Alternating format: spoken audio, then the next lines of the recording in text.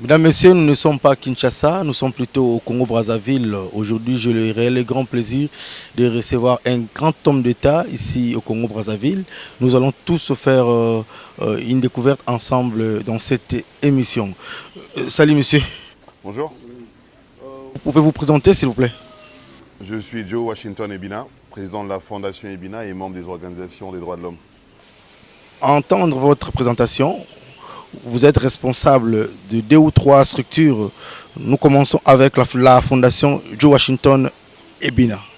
Ok, mais c'est la Fondation Ebina, c'est pas la Fondation Joe Washington Ebina, c'est la Fondation Ebina qui est née en 2006. C'est une fondation qui est basée à Brazzaville depuis près de 17 ans et qui travaille auprès des populations, qui travaille dans l'assistance sociale, qui travaille auprès des organisations des droits de l'homme dans la société civile.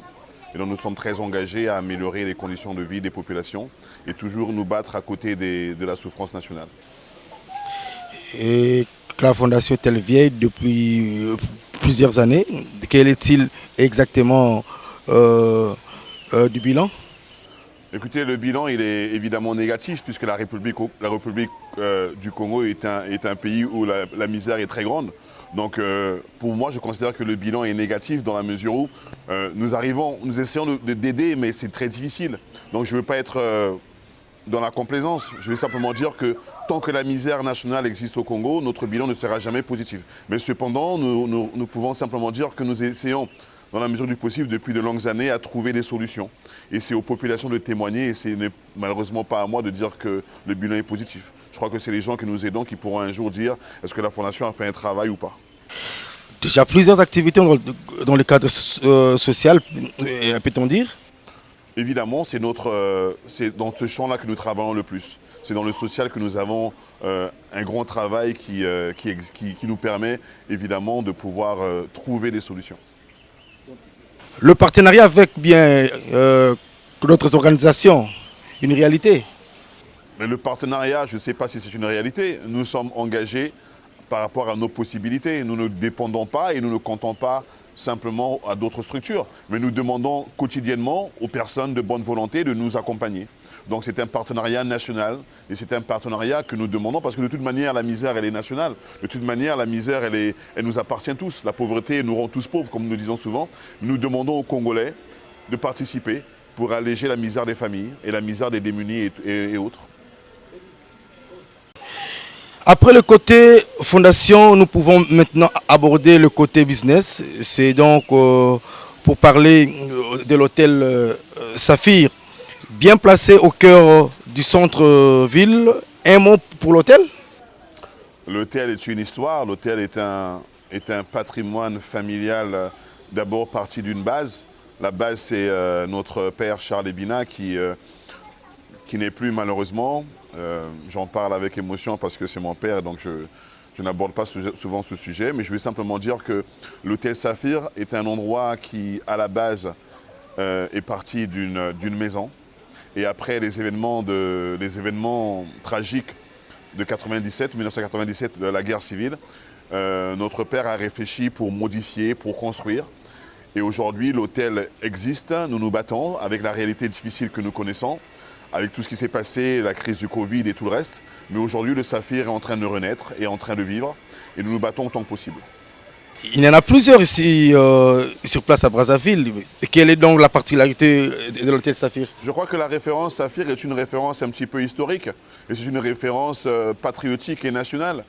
Le Saphir est un hôtel géré par des Congolais, ce qui veut dire que nous sommes en concurrence régulièrement avec une pression étrangère qui s'installe. Mais de toute manière, c'est le business, nous l'acceptons ainsi. La particularité du Saphir, c'est, si vous voulez, cette saveur, cette construction qui est un peu particulière. Et puis, les gens aiment bien la convivialité du Saphir. Je crois que les clients pourront parler d'eux-mêmes. S'il était une personne, qu'il aurait aujourd'hui quel âge? Mais le Saphir a plus d'une vingtaine d'années. Le Saphir a plus d'une vingtaine d'années, nous allons vers les 25 ans d'existence. Enfin, M. Joe Washington Ebina, c'est aussi son côté politique. Êtes-vous à l'opposition ou vous êtes un homme politique? Je laisse les interprétations aux interprétations. Je suis opposé à la misère nationale, je suis opposé à l'injustice, je suis opposé au détournement de fonds, je suis opposé à tout ce qui rend les Congolais malheureux.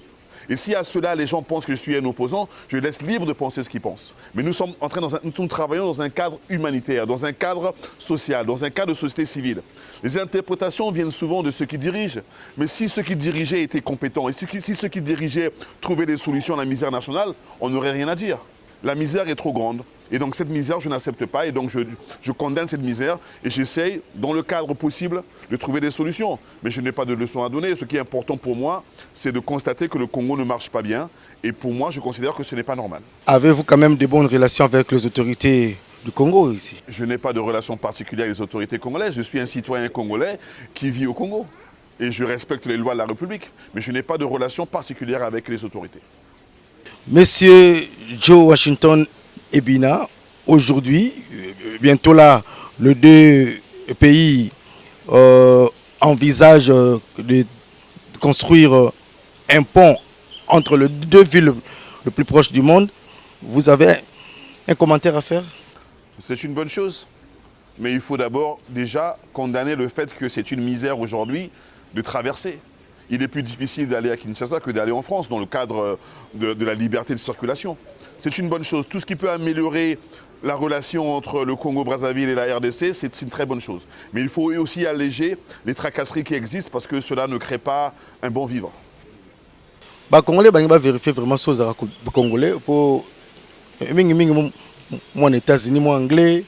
Moi hindou ça moi français presque peut-être congolais moi hindou ça trop sur moi hindou ça naza mwana mboka toko lo balingala soko lingi to lo balingala problème ya te naza mwana mboka naza congolais na lo ba appeler ngala ndenge batu baloba na benveskato to sala ki obokola ba chege belé o encadrer ba jeune au lita contre ba kuluna tout hôtel Safiro ezali patrimoine munene ya mboka na biso oyo na Brazzaville kasi bato belé o encadrer ba chege ba musozo ngisa bango na Kinshasa nyonso na cadre idéologie nini po ba mona on ngo former banda bakulu na auto ndenge nini te omoni ko former bana bakulu na eza ya lokolo ngo sala passe na kati ya passe ya bato na cadre ya fondation Ebina na linga passe ya bato te na linga bato ba souffrir te na mona bato ba souffrir na Congo parce que bato ba boko la kamboka et na ba sala ka mosala ndenge longo banité pona Congo pona kati ya ba chege na bakuluna e aka bato te ezate ngala na ninga bakomona te ezaka bana ezaka bato bana pasi na aider bango bana pasi bazo telenga na kati ya Brazzaville na zui bango na mimi bango na ba famille na bango na Kinshasa na ramene bango na ba famille na bango bazali mususu bazali to aider ke bango mususu bazali na ba orphelinat to aider ke bango e aka na cadre social e na cadre mususu te mais to linga te pasi la bango na linga te na mona bango ba souffrir na linga te ba zo bango ba sala bango pasi na separa na makamande ngwana te.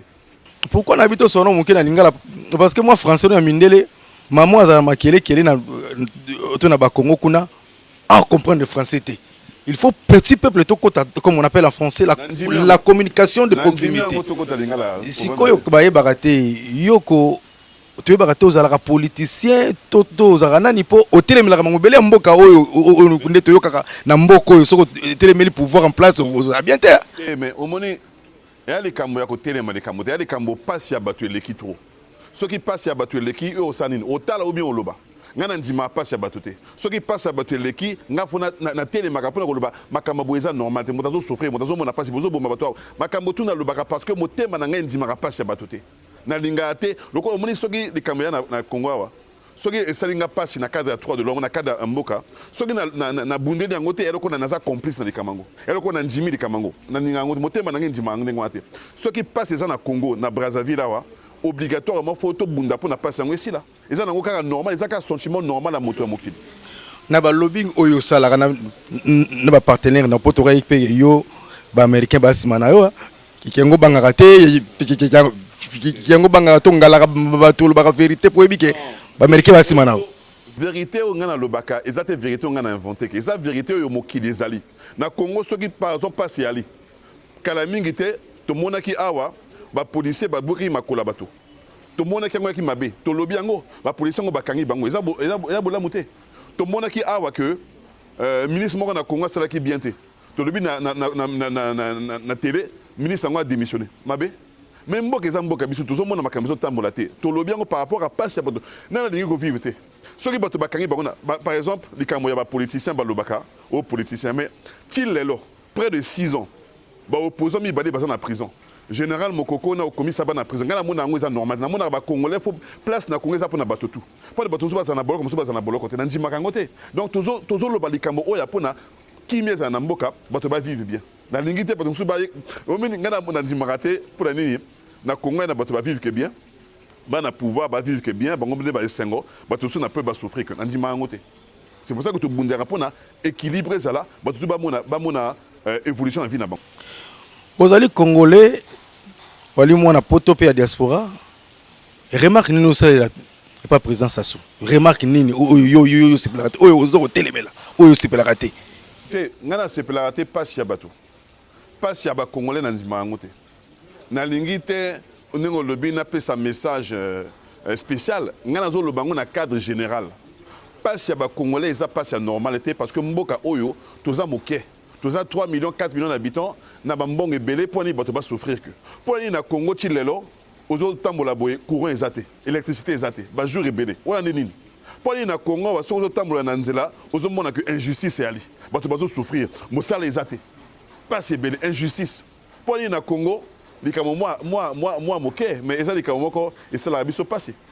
Étranger na Congolais ceux qui comme na eza Moussou Ibrahim au moni bateau kangaye parce que aza bamoni kaza congolais te xénophobie wa to linga ngo pété parce que na ba congolais ba génération ebele ba comme na bango ça ba Mamadou pe ba Ibrahim donc ça va passer ebele to mona na Congo ba injuste ebele mais ezande passe ya congolais moto to linga raté eza passe ya souffrance à bateau ba retraité ba étudiant ba tamosala nyonso tout mona to mona que non eza possibilité to le ba solution pour na mboka changer mais to mona na cadre fondation ozo sunga bateau aux salisa activité ebele financement ba moyo zo wapi les fondations ebina eza fondation moko e salama na cadre ya groupe ebina nzamba sala que na cadre ya mosala famille papa na biso ba koko na biso asala ba affaire la po biso pe to continuer ko sala ba affaire donc na moi moké otoza nango na moi ba affaire to sala nango moké ona na moké na to longola pe moi partir pona ko sunga bato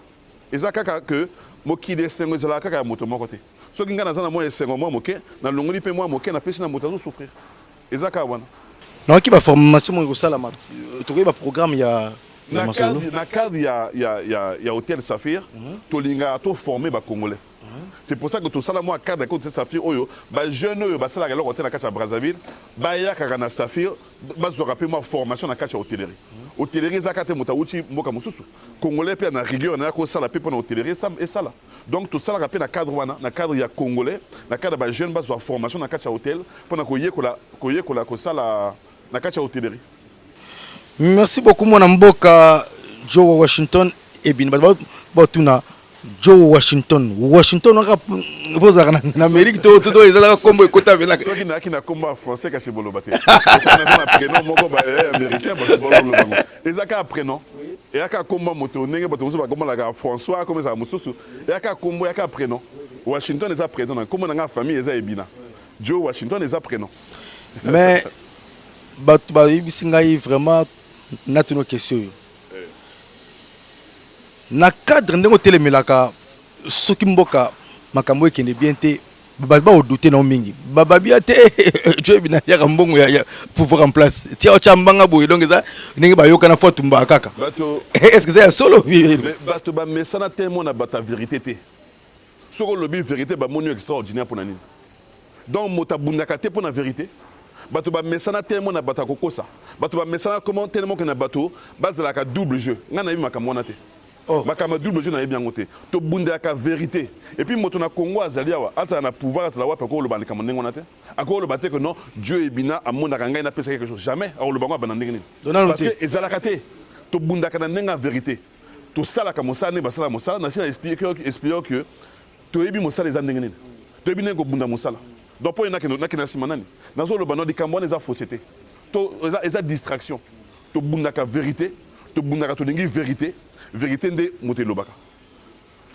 tongona kolingaka mboka mingi mpono yoka bolaka te mokongo momboshi molari olingaka toujours bato nyonso basangana nayebi likambo wana te ngai nayebi likambo mokongo te nayebi likambo moteke te nayebi likambo momboshi te nayebi likambo ya moto biso to la nakande moto o uta wapi ata même aux étrangers ata total ka wana te total ka ndeki moto ba politicien na ndenge bango ba salaka beninga ko diviser bato ba le ba yoza région oyo biso to na China wana te to na China kaka ki moto a moto total ka besoin à moto na vision na yo eza nini est-ce que lobi olingo comme président de la République to député to nani po mbango chaka oyo to baka to lingaka lobi okoma nani na mboko oyo omoni na oyo naza nango pona ko bundela Congo na bundaka na oyo na nango bon ambition ya kokoma moto ni moto to azaka na ambition nga ambition na ngai bato batika ko souffrir ambition na ngai ezali que non na lingite mboka oyo et continuer ko tambolaka na nenga souffrance bato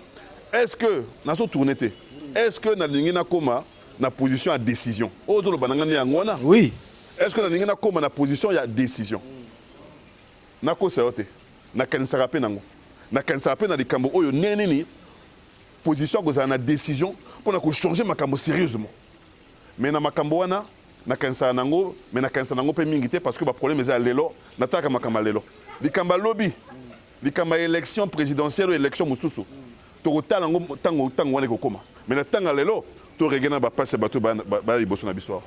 Merci de comprendre la position là déjà donc si o chaka mbanga wana pe to moni pe na ke oui masolo ezali so makambo changer lelo makambo simba peut-être la tuni question moko te tout le monde a cause pena na bande ko pe belé na niveau de Kinshasa na quatre fondations nando kozongisaka ba shege ba bato ba souffrir ba zonga ba famille na Kinshasa ozana ba partenaire et puis moi na Kinshasa tout le monde a ndenge yo yebi oui ngana lubango te to botama nango ndenge ba mboka mibale ezalaka ba famille bazaka ba deux côtés ndenge to monaka na Congo awa ozana ndeko kuna ozana ndeko awa bato musu ba vana ba kino vana kuna ezaka ka partenaire naturel